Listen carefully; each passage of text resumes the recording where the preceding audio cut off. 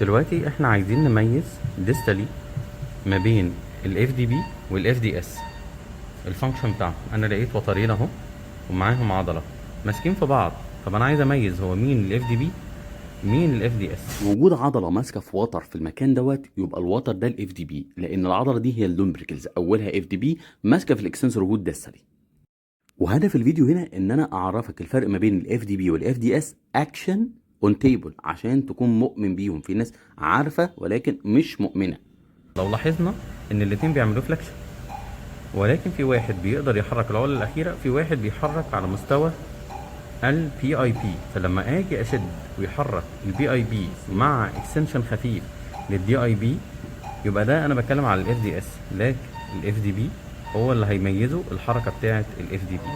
عشان كده الرقصه الجميله دي لما اشد الاف دي بي هيقفل لي العقله الاخيره، لما اشد الاف دي اس واريح الدي اي بي من الاف دي بي يبقى ده الاف دي اس.